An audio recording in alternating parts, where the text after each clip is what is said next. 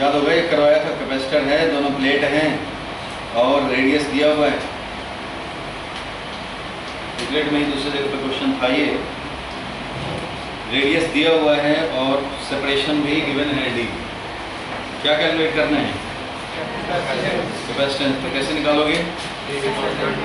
Epsilon not by D. Capacitance का value epsilon not area है pi L square upon D करेंगे, are दिया है, डी दिया है, निकाल लिया था। और निकालना था rate of change of potential difference. Rate of change of potential difference होता है कितना? Q by C. इसलिए rate of change of potential difference निकाला था, तो वो आया था differentiation of Q by C with respect to time. C का वैल्यू कांस्टेंट था और D Q by D T means current. Current का वैल्यू दिया हुआ था 0.15 ampere.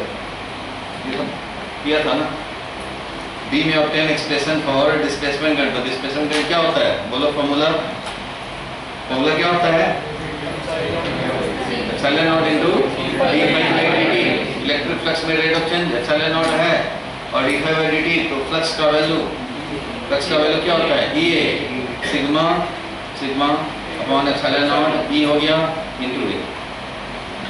Epsilon naught differentiation of flux with respect to time. इसलिए epsilon not तो cancel हो गया था, एरिया भी कैंसिल हो गया था, बच गया क्या? dq by dt। dq by dt means conduction current जो दिया हुआ है 0.15 एम्पियर, तो वही रह जाएगा 0.15 एम्पियर। और निकालना था केसीएल वैलिड है या नहीं। तो ये दिखाया था हम लोगों ने, केसीएल वैलिड है। जितना इनकमिंग करंट उतना आउटगोइंग करंट। कब?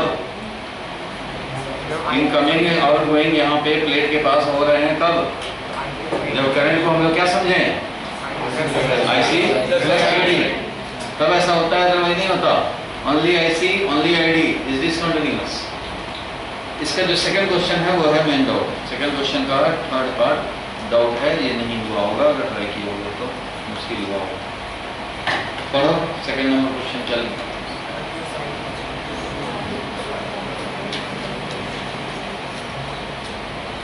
Made of circular plate each of radius दिया हुआ है, कैपेसिटेंस भी दिया हुआ है 100 picofarad. The capacitor is connected to 230 volt AC। 230 volt से कनेक्ट कर दिया with angular frequency of 300 radian per second. Angular frequency दे रखा है। What is the RMS value of conduction current and is the conduction current equal to displacement current. ये A और B तो फटाफट कर लो जल्दी से, C वाला जो देखेंगे। A एंड B जल्दी सॉल्व करो।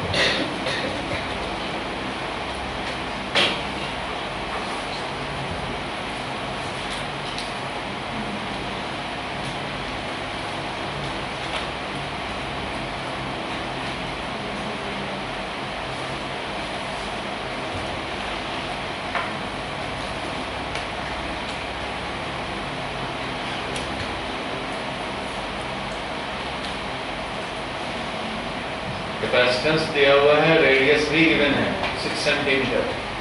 तो capacitor is connected to 230 volt AC supply with angular frequency omega का वैल्यू गिवन है। What is the RMS value of the conduction current? RMS value of conduction current, जो current लोग समझते हैं वो कंडक्शन करंट की है, इसका RMS वैल्यू चाहिए। तो IRMS क्या होगा बताओ? AC सर्किट है, VRMS डिवाइडेड बाय XC। तो VRMS का वैल्यू कितना है? 230 और XC का वैल्यू 1/ωc। इसलिए IRMS का जो वैल्यू मिल गया 230 डिवाइडेड बाई 1/ω। तो 1/ω का वैल्यू था 300, ठीक है, ओमेगा। और C का value 100 picofarad. Pico means 10 power minus 10। Pico तो -10।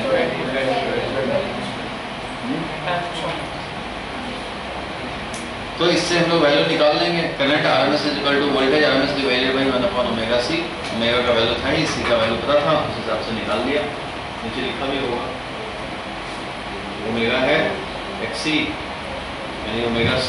ओमेगा और C का वैल्यू, ओमेगा का वैल्यू 300 और C का वैल्यू हो गया 10 पावर -10, क्योंकि 100 × 10 पावर -12 मिलकर के हो गया 10 पावर -10। तो ये मिल गया तुम्हें कंडक्शन करंट का average value, RMS value. And is the conduction current equal to displacement current? तो बताइए, कंडक्शन करंट बाहर में और डिस्प्लेसमेंट करंट कैपेसिटर के अंदर, दोनों का वैल्यू इक्वल होता है। सी वाला है ये परेशान करेगा। सी वाला देखो क्या कह रहा है, एम्पलीट्यूड ऑफ मैग्नेटिक फील्ड निकालना है at 0.3 centimetre from the axis between the plates. Axis से 3 सेंटीमीटर पे बताने हैं मैग्नेटिक फील्ड का एम्पलीट्यूड, यानी मैग्नेटिक फील्ड। यहाँ पे देखो बाहर में जो कंडक्शन करंट है वो क्या है भाई, तो ये इस फॉर्मेट का है, क्योंकि एसी है तो साइन वाला हो चाहे कॉस वाला हो साइनसॉइडली वेरी करने वाला है। आई नॉट हमारा वी नॉट अपॉन एक्सी है, तो इस फॉर्मेट में कंडक्शन करंट है तो ऑब्वियस है डिस्प्लेसमेंट करंट भी इसी फॉर्मेट में होगा, क्योंकि at every instant IC and ID equal होते हैं, इसलिए यही हमारा डिस्प्लेसमेंट करंट भी है और कंडक्शन करंट भी है। तो इस करंट के साथ determine the amplitude of a B, तो magnitude of magnetic field B naught sine omega T या B naught cos omega T, ये जो वेरी करता है तो उसका बी नॉट चाहिए हमें, बी नॉट का वैल्यू चाहिए। वहां पे जो मैग्नेटिक फील्ड होगा उसका जो वेरिएशन होगा उसमें मैक्सिमम वैल्यू क्या होगा वो चाहिए, एम्पलीट्यूड ऑफ मैग्नेटिक फील्ड है। तो एनसीईआरटी का क्वेश्चन है, लेकिन ये थर्ड पार्ट आपको निकालने पड़ेंगे।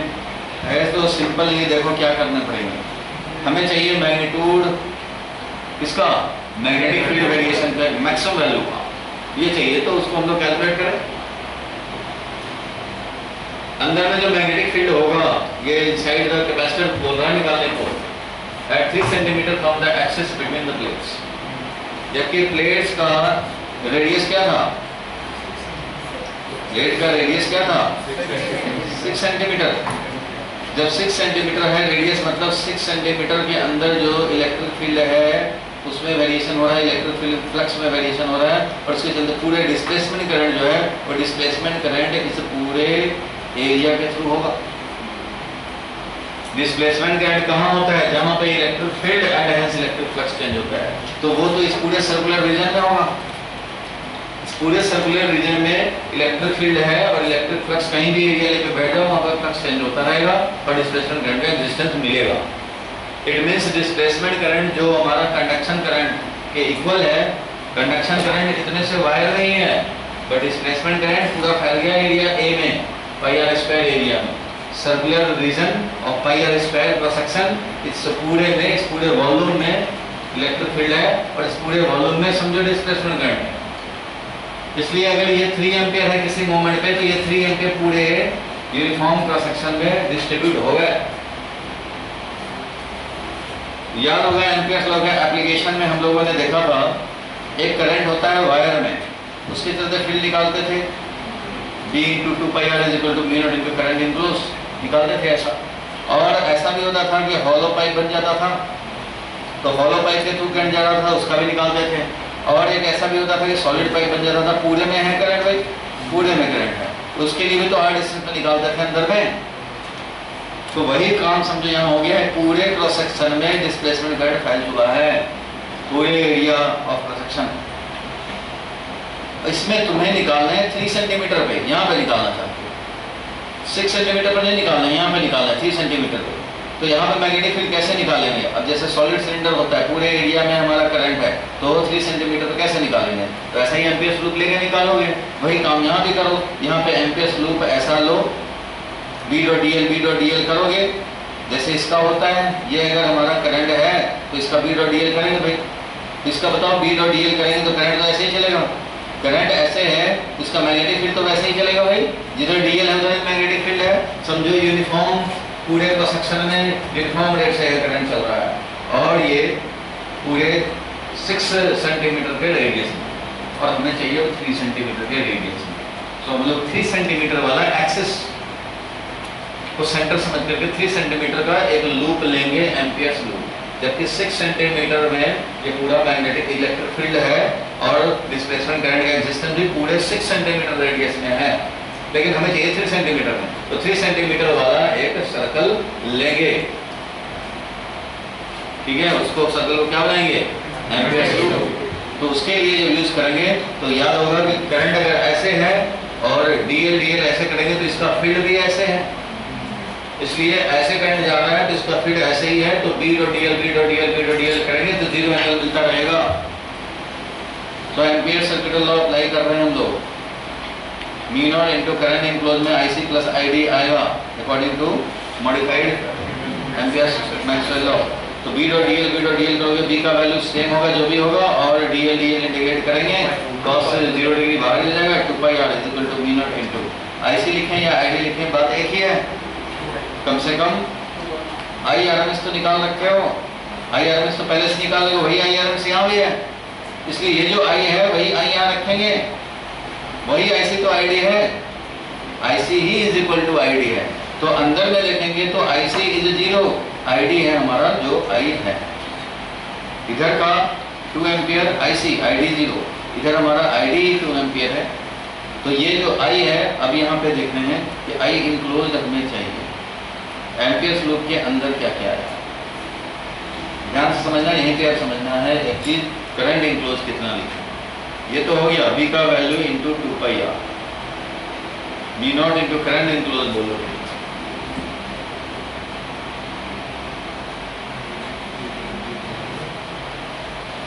तुम लोग निकालो, आप सोच रहे हो कि मैं निकालूंगा और आप छापेंगे, निकालो करंट इनक्लोज निकालो। कई बार तो ऐसा देखा है सिचुएशन।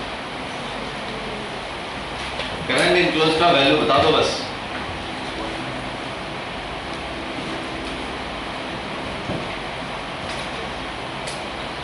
अभी भी निकालेगा नहीं, छापेगा पहले। करंट इनक्लोज का वैल्यू बताओ।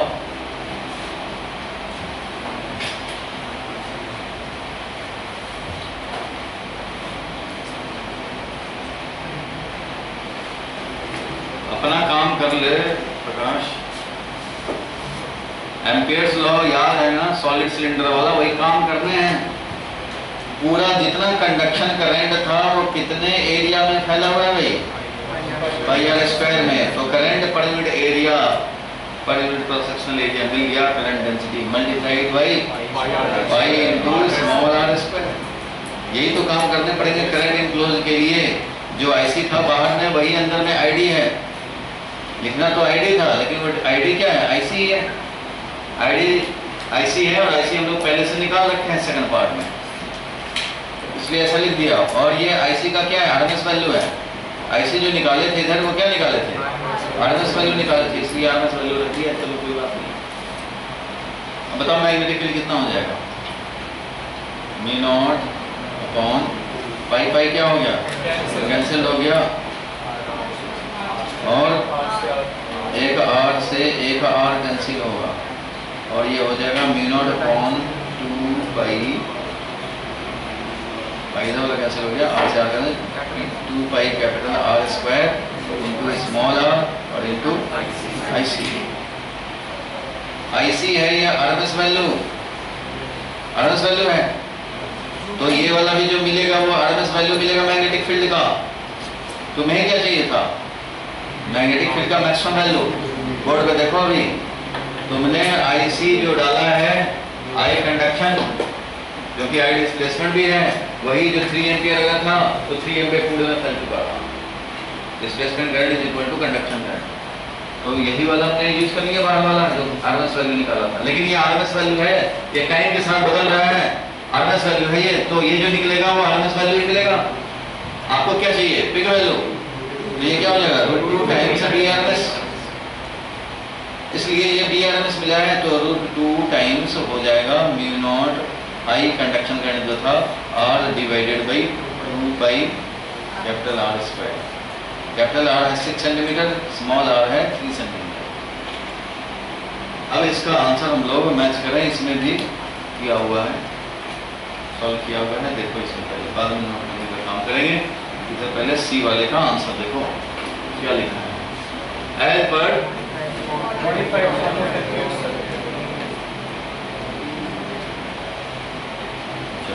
Modified ampere circuit law. देखो conduction current is equal to displacement current, और ये डिस्प्लेसमेंट करंट का आरएमएस वैल्यू निकाल चुके हैं 6.9 माइक्रो एम्पियर। ठीक है, as per modified ampere circuit law D is equal to mu not I plus I D upon, चलो ये B का वैल्यू ये मिल गया, I प्लस आई डी, जहाँ I 0 है, ठीक है, आई डी है जो है situated at distance r equal to 3 centimetre, और ये I हमारा 0 है, आई डी हमारा I है, तो मैग्नेटिक फील्ड का वैल्यू ये मिल गया, मैग्नेटिक फील्ड का RMS वैल्यू मिला। The amplitude will be equal to I का मैक्सिमम वैल्यू रखेंगे तो ये मिल जाएगा। फाइनली मिला क्या, तो मैग्नेटिक फील्ड का वैल्यू ये मिला, तो उसको मैच कराना पड़ेगा। मैग्नेटिक फील्ड का वैल्यू देख रहे हो, ये है हमारा RMS वैल्यू। अगर ये करंट रखोगे RMS तो RMS मिलेगा, और इसका पीक वैल्यू रखोगे तो √2 टाइम्स मल्टीप्लाई करना पड़ेगा।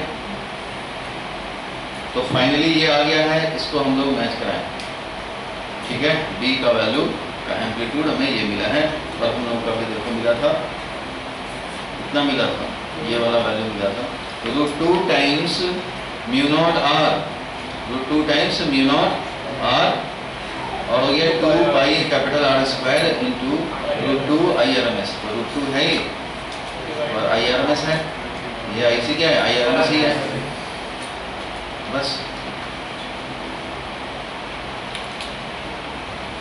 अगर तुम पहले ही IRMS ना रख करके सीधा हम लोग पिक वैल्यू रखते करंट का, तो ये भी डायरेक्ट पिक वैल्यू होता। काम क्या करना पड़ा है, तो काम वही करना पड़ा है जो एम्पियर्स लॉ का एप्लीकेशन करते थे सॉलिड सिलेंडर के लिए, वही काम है। सॉलिड सिलेंडर ही तो हो गया, पूरे क्रॉस सेक्शन में चल रहा है, पूरे क्रॉस सेक्शन में करंट है, हमें चाहिए 3 सेंटीमीटर में।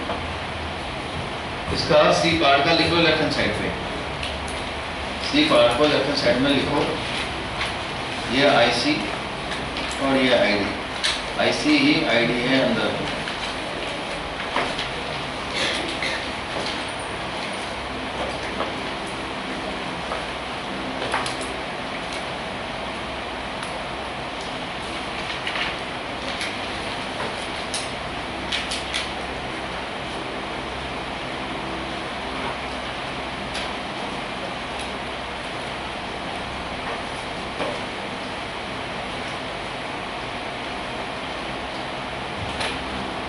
समझते रहो नहीं क्या कह रहे हैं, अंदर में लिखा है तो अंदर में IC 0 है, ID वही है जो बाहर का IC है।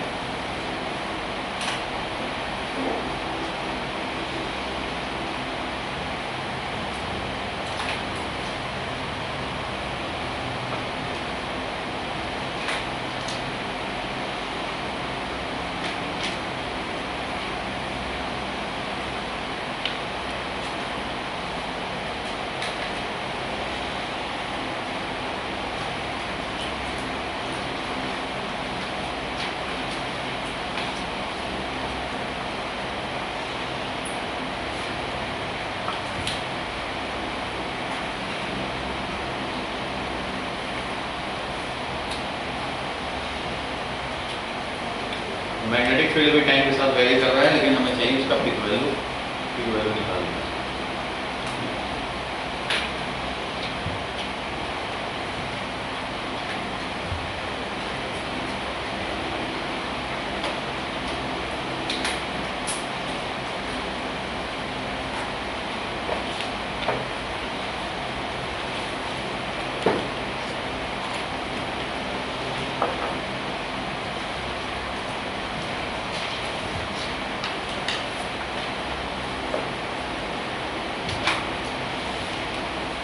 इसके बाद देखेंगे 8.4 नंबर क्वेश्चन।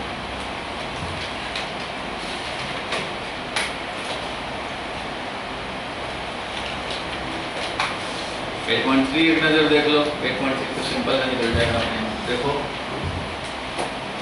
ये समझ में आया क्या करना था इसमें, जो भी बाहर में कंडक्शन करंट था वही अंदर का डिस्प्लेसमेंट करंट है, और वो पूरे क्रॉस सेक्शन में फैल चुका है 6 सेंटीमीटर वाले रेडियस में। हमें चाहिए 3 सेंटीमीटर पे, तो solid cylinder containing current carry करने वाला वो हमें कंसिडर करने हैं, और करंट इनक्लोज निकालने हैं 3 सेंटीमीटर वाले में।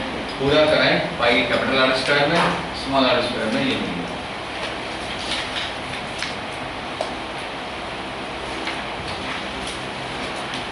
चलो थर्ड नंबर 8.3 जल्दी देखो।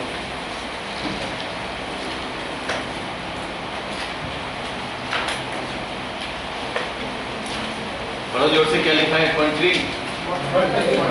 अच्छा, ये तो करा लिया थे हम लोग, डिस्कस किए थे। 8.4 देखो, travel in vacuum along z axis, z axis की डायरेक्शन में ट्रैवल कर रहा है। What can you say about the direction of electric field and magnetic field? बताओ भाई, z एक्सिस की तरफ प्रोपेगेट कर रहा है, x एक्सिस है, इधर y एक्सिस है, तो इसका मतलब इलेक्ट्रिक फील्ड मैग्नेटिक फील्ड किधर होगा? xy प्लेन में होगा, क्योंकि E क्रॉस B का डायरेक्शन होता है v। तो अगर हमारा velocity he in the direction of velocity होता है, तो वेलोसिटी अगर हमारा z डायरेक्शन में, इसका मतलब xy प्लेन में इलेक्ट्रिक फील्ड होगा म्यूचुअली परपेंडिकुलर। ठीक है, तो what can you say about the direction of electric field and magnetic field? So electric field and magnetic field can be in any direction in the xy plane but mutually perpendicular such that E cross B will give the velocity of the E. If the frequency of the wave is 30 megahertz, what is the wavelength? Frequency हमारा 30 megahertz है, तो wavelength क्या होगा? तो बताओ भाई, EM wave है, तो C is equal to nu lambda, frequency दे दिया तो wavelength निकाल लेंगे, C डिवाइडेड बाय फ्रीक्वेंसी करके। C का वैल्यू सबको पता है, 3 × 10⁸, वैक्यूम में कुछ नहीं दिया गया है तो वैक्यूम समझेंगे। पढ़ो आंसर में क्या लिखा है, जोर से पढ़ो।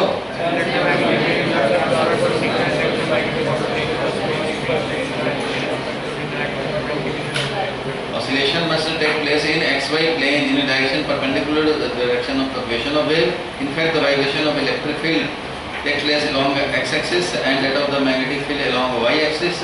तो हो जाएगा x और x-axis की तरफ electric field, y direction magnetic field, तो E क्रॉस B मिल जाएगा भाई। इसका मतलब ये एक एग्जांपल ही हुआ, इलेक्ट्रिक फील्ड कहीं भी हो सकता है इस पूरे प्लेन में, करस्पॉन्डिंग मैग्नेटिक फील्ड इस तरह से होगा, म्यूचुअली परपेंडिकुलर बताया था कि अगर ये वेलोसिटी है तो ये E ये भी हो सकता है, तो E क्रॉस B मिल जाएगा हमें भी। ये भी हो सकता है इलेक्ट्रिक फील्ड, तो E क्रॉस B भी हो जाएगा। ये भी हो सकता है इलेक्ट्रिक E क्रॉस B ऐसे हो जाएगा, ये भी हो सकता है E क्रॉस B मिल जाएगा हमें ऐसे।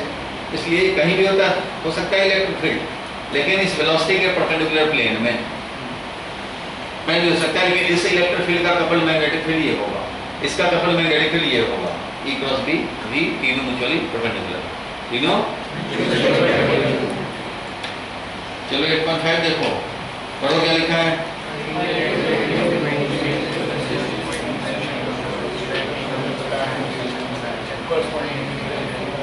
7.5 मेगाहर्ट्ज टू 12 मेगाहर्ट्ज तक कहीं भी बैंड हो सकता है। What is the corresponding wavelength band? बताओ भाई, फ्रीक्वेंसी बैंड दे रखा है, मान लो कोई भी चीज है, रेडियो ट्यूनिंग दिखा रहा है, या फिर ऐसे बोल देगा कि यूवी रे हमारा इस वाले फ्रीक्वेंसी रेंज में है, तो इसका वेवलेंथ रेंज क्या होगा? तो भाई इस फ्रीक्वेंसी के करस्पॉन्डिंग वेवलेंथ निकाल लो, इसके करस्पॉन्डिंग वेवलेंथ निकाल लो, जो डिफरेंस रहेगा उसी रेंज में वेवलेंथ को रहना पड़ेगा। पहले रेडियो ट्यूनिंग का देखा था हमने कि 800 किलोहर्ट्ज से 1200 किलोहर्ट्ज तक था, तो उसके करस्पॉन्डिंग कैपेसिटर का वेरिएशन रेंज निकालना था। तो अभी हमें तो फ्रीक्वेंसी वेरिएशन का रेंज दिया हुआ है, इसके वेवलेंथ वेरिएशन का रेंज चाहिए, तो इसके करस्पॉन्डिंग वेवलेंथ निकालो, C by frequency, C equal to lambda, lambda का वैल्यू C अपॉन फ्रीक्वेंसी, तो C अपॉन फ्रीक्वेंसी यहाँ से निकालोगे, फिर C अपॉन फ्रीक्वेंसी ये वाला निकालोगे, दो बार वेवलेंथ निकलेंगे, उन्हीं दोनों रेंज में वेवलेंथ को वेरी कराने पड़ेंगे। यही होना चाहिए। देखो आंसर क्या लिखा है, वेवलेंथ करस्पॉन्डिंग टू 7.5 मेगाहर्ट्ज, देखो C अपॉन फ्रीक्वेंसी लिख दिया 40 metre, and wavelength corresponding to 12 megahertz y 25 metre. इसका मतलब वेवलेंथ का वेरिएशन हो सकता है 25 टू 40 मीटर, ये हो सकता है। 8.6 पढ़ो।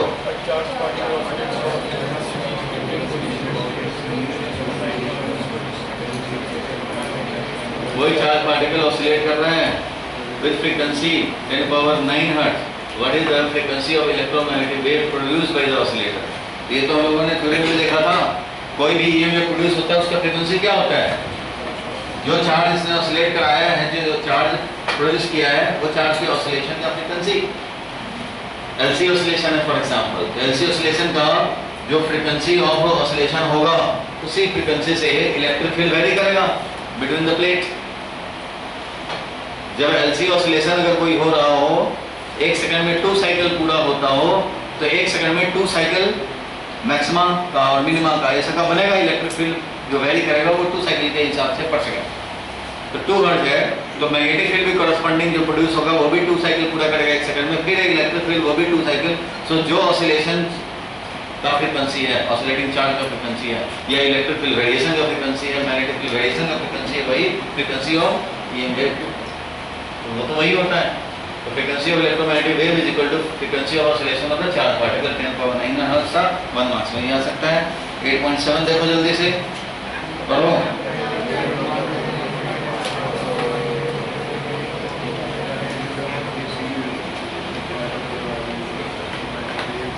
B नॉट दिया हुआ है 510 nano Tesla. What is the amplitude of electric field? Electric field amplitude का क्या होगा? इलेक्ट्रिक फील्ड का एम्पलीट्यूड याद होगा C टाइम्स B नॉट होता है ना, प्रॉपर्टी पढ़ा है, प्रूफ भी किया था। तो C टाइम्स B नॉट कर दोगे तो C से मल्टीप्लाई कर देना है। B नॉट दिया हुआ था 510 नैनो टेस्ला, तो 510 नैनो और C का वैल्यू, इससे हमें मिल जाएगा E नॉट का वैल्यू। फिर देखो 8.8 पढ़ो पढ़ो भाई, थको मत।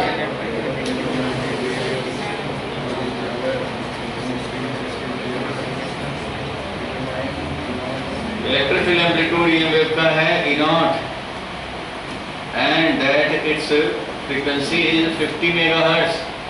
तो फाइंड करते हैं B नॉट ओमेगा के लैम्डा एंड फाइंड एक्सप्रेशन। पहले तो ये वैल्यू कैलकुलेट कर लिए जाए। E नॉट अगर ये है तो B नॉट क्या है? E not upon C। E not का वैल्यू 120 अपॉन C रख देंगे, 3×10⁸ निकल जाएगा E नॉट। ओमेगा कैसे निकलेगा भाई? तो ओमेगा दिया हुआ है 2 पाई f है, तो 2 pi into 50 megahertz that is 100 pi megahertz omega का वैल्यू। और निकालना था के होता है कितना बोलो? ओमेगा अपॉन v याद है? ओमेगा अपॉन v, तो ओमेगा का वैल्यू कितना है? ये आया है 100 pi mega divided by speed. Speed किसका? ये वेव का, तो स्पीड है 3×10⁸। कैलकुलेट कर लेंगे k का वैल्यू। किसी वेव में तो ये पैरामीटर याद ही है, वेव मोशन जरूरत है पहले वाला। और लैम्डा, लैम्डा का वैल्यू बोलो कितना मिलेगा? लैम्डा चाहे तो हम लोग C डिवाइडेड बाई फ्रीक्वेंसी करके निकाल सकते हो, फिर या फिर लैम्डा k में आता था 2 पाई बाई लैम्डा, इसलिए लैम्डा का वैल्यू 2 पाई बाई k भी कर सकते हैं जब k का वैल्यू निकाल चुके हो। तो इससे भी निकाल सकते हो, इससे भी निकाल सकते हो।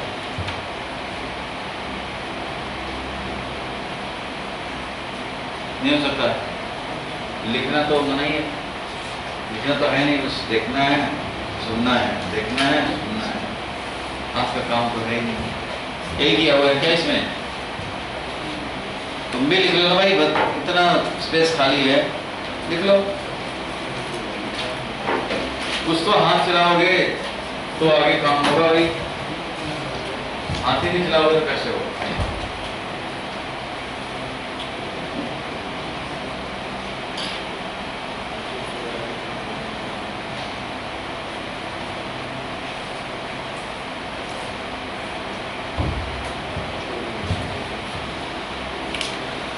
एक्सप्रेशन लिखो भाई इसका, find expression for E and B। E and B के एक्सप्रेशन भी लिखने हैं।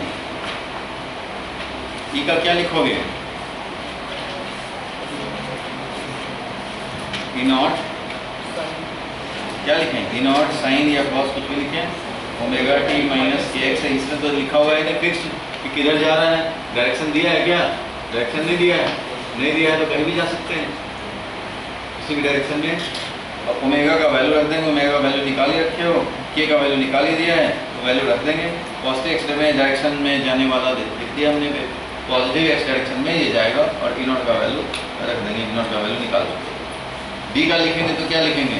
इसका भी लिखेंगे B नॉट और वही लिखेंगे sine omega t minus kx। Same phase लिखना पड़ेगा क्योंकि सेम फेज वाइब्रेशन होता है, ये तो याद ही है ना। Electric field magnetic field oscillates with same phase, तो सेम फेज वाला ये करना पड़ेगा।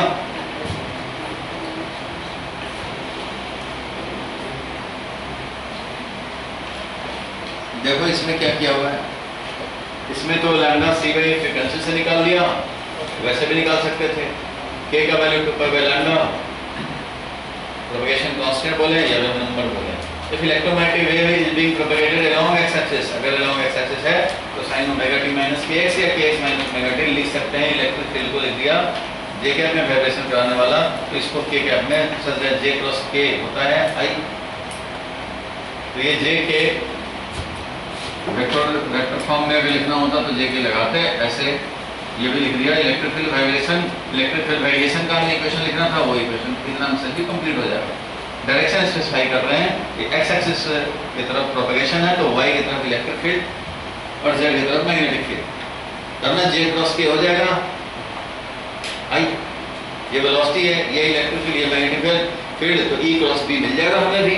तो इधर इलेक्ट्रिक फील्ड में दिखाया हमने जे कैप और मैग्नेटिक फील्ड में के कैप कर सब कुछ भाई वैल्यू जो निकाल चुके हैं। ओमेगा का वैल्यू कैलकुलेट कर दिया, वो रख देंगे ओमेगा का वैल्यू ये और ये के का वैल्यू। ये x माइनस ओमेगा टी लिखो चाहे ओमेगा टी माइनस के एक्स लिखो, बात एक ही है रिप्रेजेंट करने के मामले में। कितने लोग समझे हाथ खाओ? सब समझ गए? चलो 8.9 नंबर अब करो, आपको इसका आंसर नहीं देखना है। 8.9 नंबर थोड़ा सॉल्व करने का प्रोसेस है।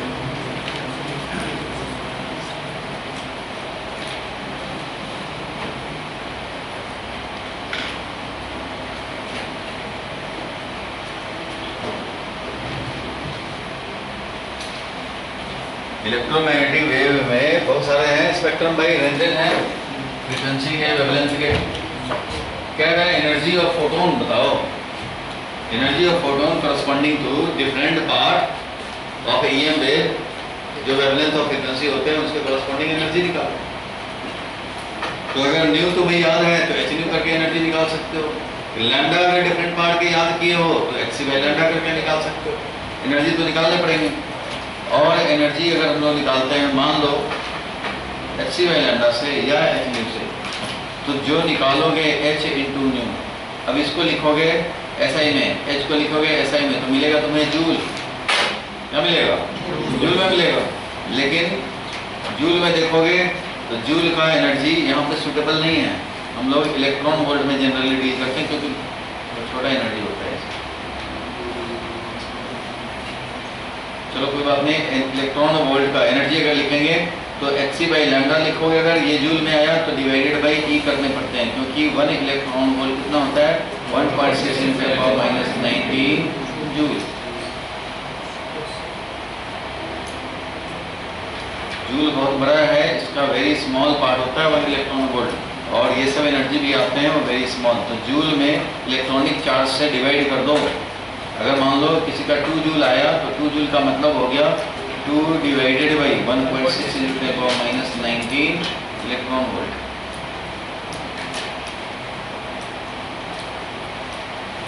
इस हिसाब से तुम्हें करने पड़ेंगे। तो एच सी बाई लैम्डा है, लैम्डा का याद है तो ये है, नहीं तो एच न्यू बाई ई है इलेक्ट्रॉन वोल्ट। इलेक्ट्रॉन वोल्ट अगर ई से नहीं डिवाइड किया तो जूल रहेगा। तो जूल को यहाँ सुटेबल हम लोग नहीं समझते। एटम न्यूक्लियर में जनरली हम लोग जूल में डील नहीं करते, डील करते हैं हम लोग इलेक्ट्रॉन वोल्ट में। एनर्जी का यूनिट इलेक्ट्रॉन वोल्ट। तो 1 इलेक्ट्रॉन वोल्ट कितना होता है? तो मैंने बताया था 1 electron volt is the energy obtained by 1 electron when it is accelerated through 1 volt. एक इलेक्ट्रॉन को जब एक्सेलरेट कराओगे तो charge multiply by potential difference, charge ये पोटेंशियल डिफरेंस 1 वोल्ट। तो यही हो गया, चार्ज मल्टीप्लाई बाय 1 वोल्ट, तो चार्ज लिखा है ऐसे में और 1 वोल्ट, तो ये बन गया जूल। कितना जूल हो गया? 1 इलेक्ट्रॉन वोल्ट। 1 इलेक्ट्रॉन वोल्ट एक इलेक्ट्रॉन को 1 वोल्ट से एक्सेलरेट कराने पे जो एनर्जी मिल जाए उतना जूल 1 इलेक्ट्रॉन वोल्ट हो। इसलिए 1 इलेक्ट्रॉन वोल्ट एनर्जी लिखने हैं तो भाई एक इलेक्ट्रॉन को 1 वोल्ट से एक्सेलरेट कराए तो कितना वर्क डन होगा? वही एनर्जी गेन होगा। तो एक इलेक्ट्रॉन यही वर्क डन होगा, वही 1 इलेक्ट्रॉन वोल्ट बोला जाएगा। 1 electron volt is the energy accelerate कराए हैं 1 इलेक्ट्रॉन को, तो charge multiply by potential difference 1 volt. Coulomb volt बन गया जूल और ये मिल गया मैग्नीट्यूड, तो 3 × 1 वोल्ट था, यही हो गया ना जूल। 1 इलेक्ट्रॉन वोल्ट ये जूल। अब डिफरेंट पार्ट का तुमने वेवलेंथ याद रखा है तो इस हिसाब से निकाल सकते हैं। डिफरेंट पार्ट में तुमने फ्रीक्वेंसी निकाला है तो ऐसे निकाल सकते हो। देखो इसने क्या किया हुआ है, फोटोन फॉर 1 मीटर, 1 मीटर के लिए लैम्डा अगर 1 मीटर हो तो उसके लिए निकाल लिया, तो एच बाई लैम्डा, लैम्डा का वैल्यू 1 रख करके निकाल लिया 1.25 × 10⁻⁻⁶ इलेक्ट्रॉन वोल्ट। 1 रहेगा तो 1 किसका रहता है भाई, वेवलेंथ। तो जिसने याद किया होगा उसको पता होगा photon energy for other wavelengths, other wavelengths के लिए हम लोग निकाल सकते हैं। 1 के लिए निकाल रखा है तो दूसरे के लिए निकालना होगा तो डायरेक्ट मल्टीप्लाई करते चलना।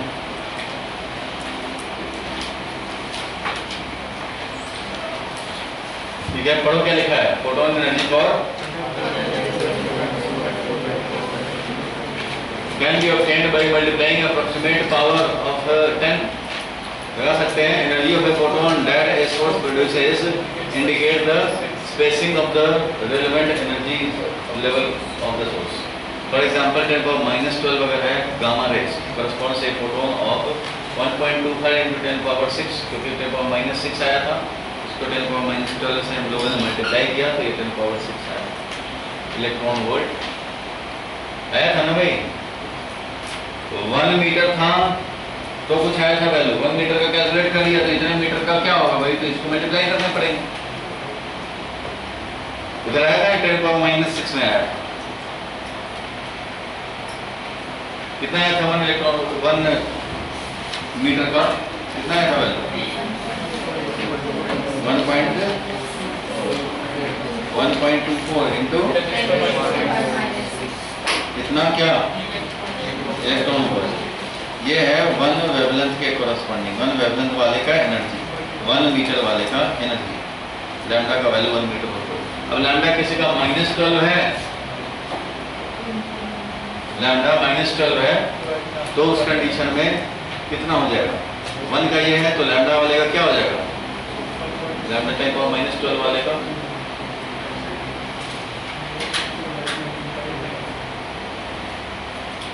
मल्टीप्लाई होना चाहिए था ना,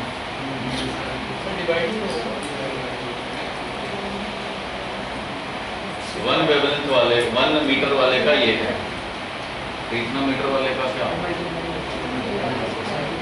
मल्टीप्लाई होना चाहिए 1.2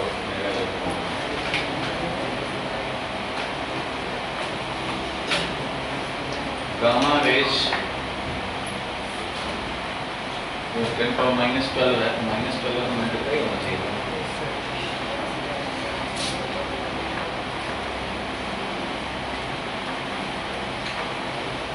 इसका भी निकालना होगा, मल्टीप्लाई करना होगा, 1 का करस्पॉन्डिंग निकाल दोगे तो दूसरे को मल्टीप्लाई करके निकालेंगे। This indicates the nuclear energy level transition between gamma emission are typically spacing 1 mega electron volt or so. एक मेगा इलेक्ट्रॉन वोल्ट इन्हीं में डील करते हैं हम लोग। Similarly, a visual wavelength of 5 × 10⁻⁻7 corresponds to a photon energy of 2.48 electron volt। इसमें भी divide हुआ है।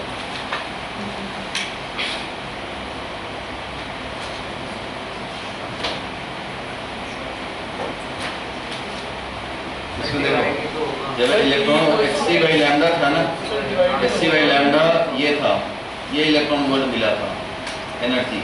अब लैम्डा का वैल्यू डिनोमिनेटर में है, ये 1 रखा था तो ये मिला था, अब डिनोमिनेटर में ये रखेंगे 10⁻12 तो जो वैल्यू आया उसमें 10⁻12 से मल्टीप्लाई हो जाएगा,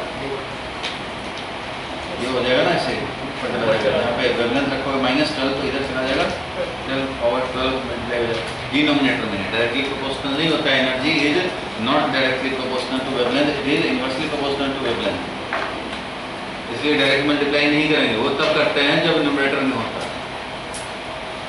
इसमें 1 के बदले में अब ये रखोगे ना भाई 10⁻12 रख दो भाई, 1 के बदले में 10⁻12 तो क्या हो जाएगा, ये ऊपर जाकर के मल्टीप्लाई होगा, बाकी का कैलकुलेशन कर रखे हो 10⁻12 मल्टीप्लाई होगा। डिनोमिनेटर में है इसलिए हम लोग जनरली न्यूमरेटर में रहता है इसलिए उससे मल्टीप्लाई कर देते हैं। क्या डिफरेंट रेंज का अगर तुम्हें पता है तो वो तो कैलकुलेट कर सकते हो, सब में तो hc बाई लैम्डा ही करना है, लैम्डा का वैल्यू अलग अलग होगा, बाकी सब सेम है। इसके लिए एक और फॉर्मूला मैंने बताया था शायद पहले, एनर्जी निकालना होता है ना तो सीधा हम लोग लिख सकते हैं 12375 डिवाइडेड बाय वेवलेंथ। एंगस्ट्रम में रखो, ये सीधा इलेक्ट्रॉन वोल्ट में मिलेगा एनर्जी। एनर्जी निकालने के लिए एससी बाय लैम्डा करते हो ना भाई, तो जूल में मिलता है, डिवाइडेड बाय ई करते हो तो इलेक्ट्रॉन वोल्ट में मिलता है। फिर 10 पावर 6 से डिवाइड करोगे तो मेगा इलेक्ट्रॉन वोल्ट में मिलेगा। नहीं समझे?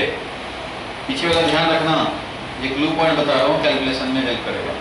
आप किसी का एनर्जी निकालना चाहते हो, कोई वेवलेंथ है, केमिस्ट्री में भी काम आता है कि वेवलेंथ मान लो हमारा 4.5 या 4500 एंगस्ट्रम है। अब इसके कॉरस्पॉन्डिंग हमें निकालना है कितना एनर्जी होगा, तो आप क्या करते हो?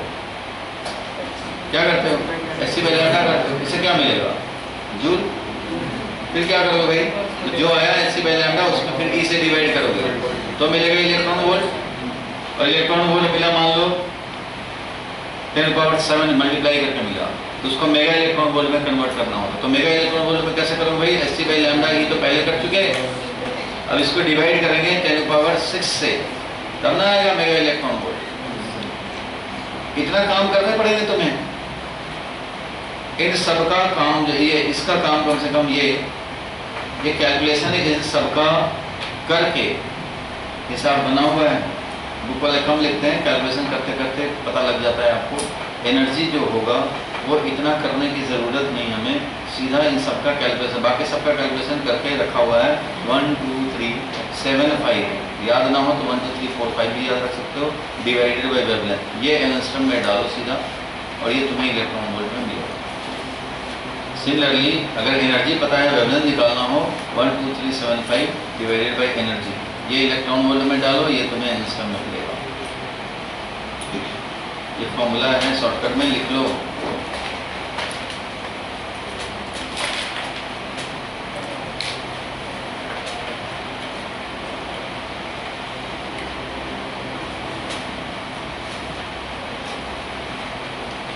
मतलब h का वैल्यू रख दिया, c का वैल्यू रख दिया, लैम्डा का वैल्यू रख दिया, इन सबको कैलकुलेट कर लिया और फिर इसको इलेक्ट्रॉन वोल्ट में भी कन्वर्ट कर लिया, इन सब का कैलकुलेशन कर लिया। hc/e का समझो कैलकुलेशन कर लिया, लैम्डा रखते जाओ तो मिलता जाएगा तुम्हें electron volt.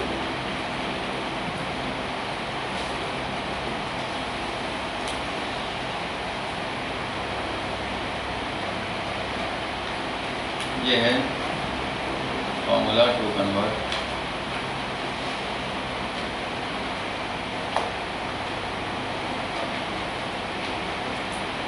working energy in electron volt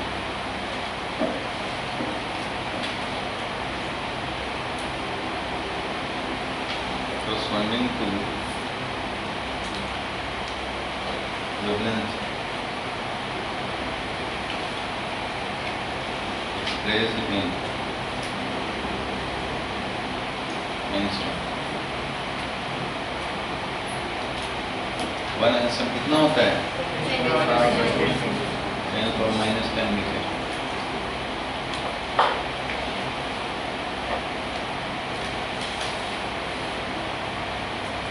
इसका एग्जांपल दिखाएं, ये हालांकि मैं बताता हूँ इसको ड्यूअल नेचर में, लेकिन अभी आया है तो दिखा रहा हूँ। फॉर एग्जाम्पल देखो, हमें चाहिए इसका गामा रे, वेवलेंथ है 10⁻12 मीटर, ये है, ठीक है। इसको क्या लिख सकते हैं? एंगस्ट्रम में लिखना होगा तो क्या लिखेंगे? 100 एंगस्ट्रम, 100 एंगस्ट्रम थोड़ी होगा, 10⁻² into 10⁻10, यही ना, 1/100 एंगस्ट्रम, ये है। इसके कॉरस्पॉन्डिंग एनर्जी चाहिए हमें, तो 12375 डिवाइडेड बाई एंगस्ट्रम वेवलेंथ बोलते हैं, कितने इलेक्ट्रॉन वोल्ट मिलेंगे? तो 12375 डिवाइडेड बाई 1/100 एंगस्ट्रम का क्या मिल जाएगा? 12375 into 100 electron. Mega electron volt में लिखोगे तो क्या लिखोगे बताओ? मेगा 1 2 3 4 5 बता दें, 6 बता दें, क्या हो जाएगा? 1.23 मेगा इलेक्ट्रॉन वोल्ट, 1237 ऐसा भी लिख सकता हूँ, यानी कि 1.24 मेगा इलेक्ट्रॉन वोल्ट लिख सकते हैं। वही तो था, देखो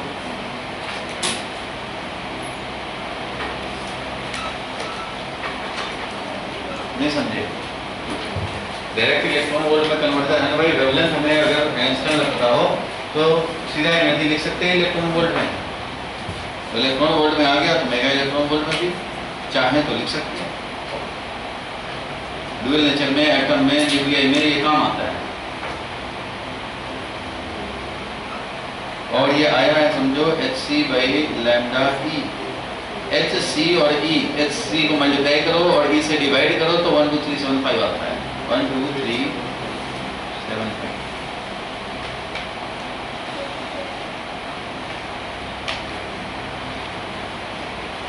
नहीं समझे कैसे आया? hc डिवाइडेड बाई e, ये जो वैल्यू है ये है 12375।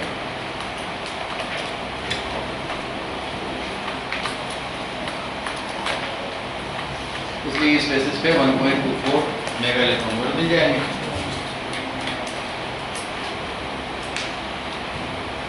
समझे? कौन एच लाने जाए, फिर सी डालो, फिर ई से डिवाइड करो, ये सब काम करो, इसका कैलकुलेशन है ये। तो उतना भाई लैम्डा इलेक्ट्रॉन वोल्ट मिल गया।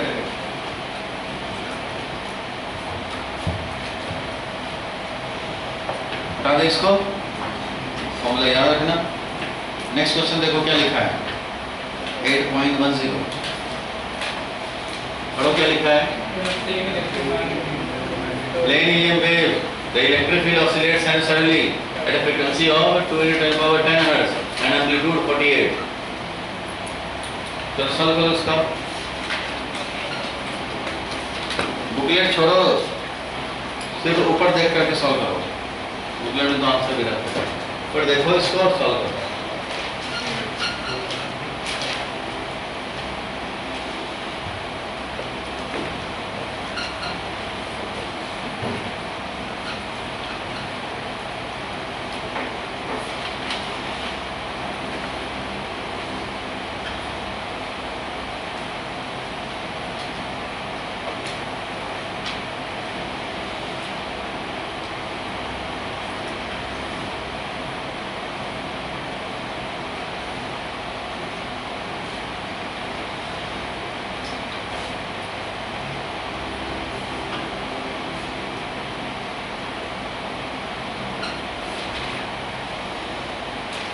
इलेक्ट्रिक फील्ड का ऑसिलेशन दिया हुआ है, साइनसॉइडली ऑसिलेट कर रहा है, फ्रीक्वेंसी दिया हुआ है।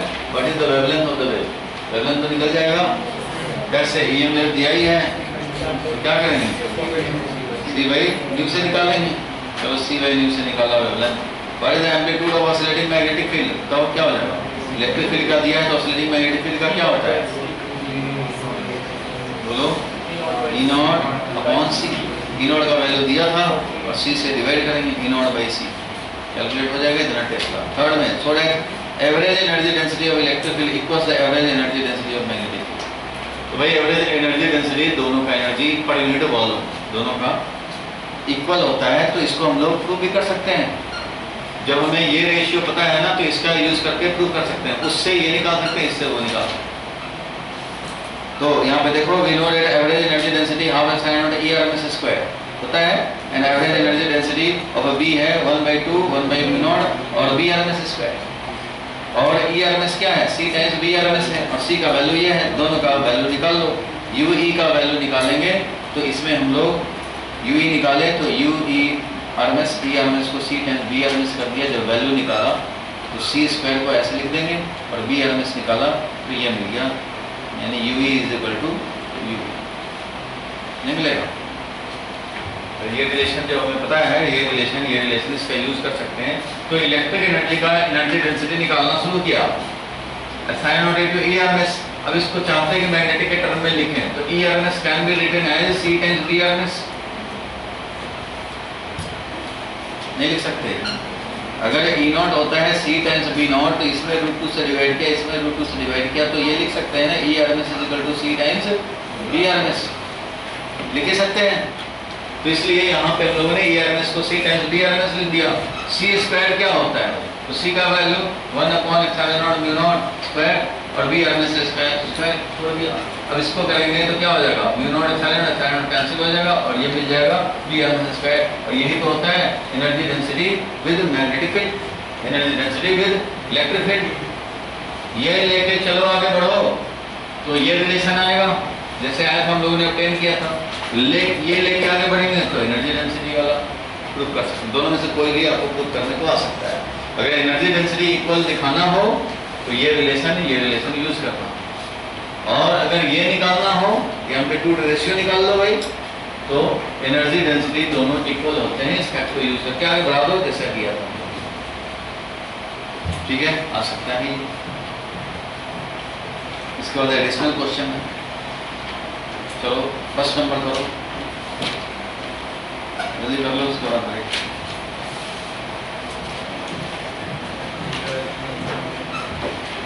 ऐसा क्वेश्चन समझो स्कूल में आएगा भाई जिसके 3-4 पार्ट बनते हैं और ये मिल जाएगा 3 मार्क्स का question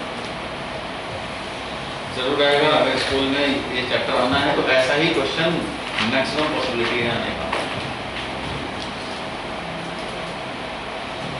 electric field part of the EM wave का इलेक्ट्रिक फील्ड पार्ट देखो ये दे दिया E = E0 cos ky plus omega t आई क्या है, पूरा इंफॉर्मेशन दे दिया ट्रैवलिंग वेव का। What is the direction of propagation? बताओ भाई, ऐसा तो कराया है। डायरेक्शन ऑफ प्रोपगेशन क्या हुआ? बीच में आया प्लस और इधर टाइम का कोएफिशिएंट ओमेगा और y का कोएफिशिएंट ये है तो क्या हो गया? नेगेटिव y डायरेक्शन में। डायरेक्शन ऑफ प्रोपगेशन क्या हो गया? नेगेटिव y डायरेक्शन बताया था वेव ऑफ मोशन का, नेगेटिव y डायरेक्शन में। फिर देखो what is the wavelength? Wavelength कहां से निकालोगे बोलो? वेवलेंथ का वैल्यू तुम निकाल सकते हो c फ्रीक्वेंसी से भी, या फिर निकाल सकते हो किससे? k में छुपा हुआ है k = 2π/λ। तो हम लोग लैम्डा भी निकाल सकते हैं 2π/k से। जहां ये वाला वैल्यू देखो, ये वाला k है, k का वैल्यू 1.8 और ओमेगा का वैल्यू है ये। बताया था ना कंपेयर करना, उस हिसाब से काम करेंगे। What is the frequency? तो फ्रीक्वेंसी तो भाई पता है, फ्रीक्वेंसी निकालोगे कितना? ω/2π। ओमेगा का वैल्यू कितना दिया है?